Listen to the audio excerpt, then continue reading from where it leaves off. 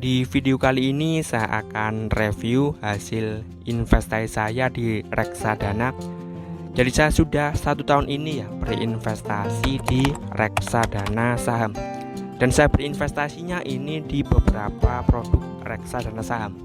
Jadi salah satunya di reksadana saham BNP Paribas Srikati. Dan indeks Srikati ini merupakan suatu indeks dengan kinerja terbaik. Jadi nanti saya akan bahas dan juga review tentang indeks Srikati ini. Jadi kenapa saya investasi di indeks Srikati? Jadi yang pertama, kalau misal kita lihat dari segi keuntungan atau returnnya, dalam 1 tahun terakhir ini kinerjanya yang paling baik kalau misal kita bandingkan dengan indeks yang populer lainnya, seperti indeks IDX 30 yang isinya 30 saham terbaik dari segi fundamental dan likuiditas Jadi isinya 30 saham terbaik. Kemudian IHSG yang merupakan rata-rata kinerja dari semua saham yang ada di Indonesia. Jadi indeks Srikati ini kinerjanya lebih baik dari kedua indeks besar yang lainnya ini. Jadi saya investasinya di reksadana saham BNP Paribas Srikati yang produknya kita bisa investasi mulai dari Rp10.000. Jadi kita bisa pakai aplikasi Bibit. Kalau mau daftar di Bibit bisa pakai kode referral jalan kecil ketika registrasi di awal untuk bisa mendapatkan cashback sebesar Rp25.000.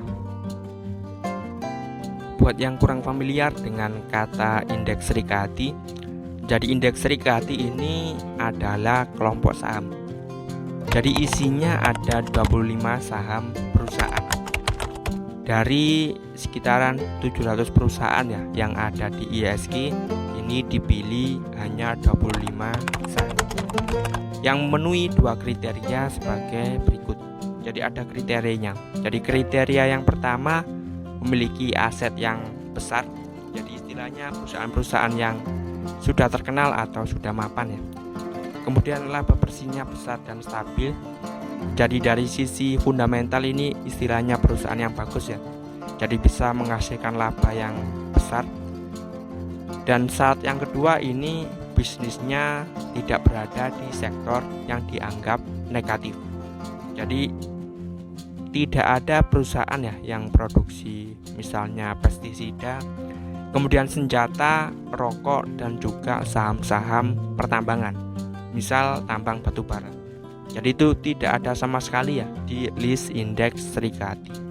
Dan kalau kita lihat di saham-saham indeks Srikati, mayoritasnya jadi hampir 50% sahamnya ini dari sektor finansial atau lebih tepatnya di sektor perbankan. Jadi bisa dilihat dari komposisi indeks Srikati untuk 3 saham yang paling besar alokasinya. Jadi semuanya ini di sektor finansial. Yang pertama ada saham Bank Mandiri sebesar 14,99%, terus saham Bank BRI 14,12%, dan yang nomor 3 ini juga di sektor perbankan. Ada Bank BCA sebesar 13,74%. Jadi mungkin dari sini masih ada yang bingung jadi maksud dari persentase ini itu seperti apa. Jadi konsep dari reksadana ini kan kita basicnya itu titip uang. Jadi kita titip uang ke suatu perusahaan yang pastinya ini sudah legal. Jadi satu-satunya titip uang yang legal di reksadana. Jadi misalkan kita investasi atau membeli reksadana sebesar Rp100.000 di produk BNP Paribas Srikati. Nah dari Rp100.000 ini oleh si perusahaan pengelola reksadana 14.990 ini diinvestasikan atau dibelikan saham Bank Mandiri. Kemudian 14.120 dibelikan saham Bank BRI dan 13.740 dibelikan saham Bank BCA. Sampai yang 2.700 yang nomor 10 ini dibelikan saham Unilever.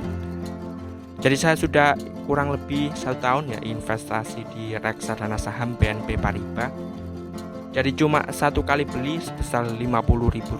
Jadi nggak nabung rutin cuma 1 kali beli. Dan setelah 1 tahun ini untung hampir 10%-an. Jadi nominalnya ini cukup kecil ya. Jadi saya investasinya cukup kecil, karena kalau saya pribadi ini saya lebih suka untuk investasi di saham secara langsung. Dan kalau di reksadana saya lebih pilih ke reksadana yang aman ya, bisa dibilang seperti itu. Jadi saya investasinya di reksadana obligasi dan juga reksadana pasar uang. Kalau yang reksadana saham saya alokasikannya ke investasi saham secara langsung.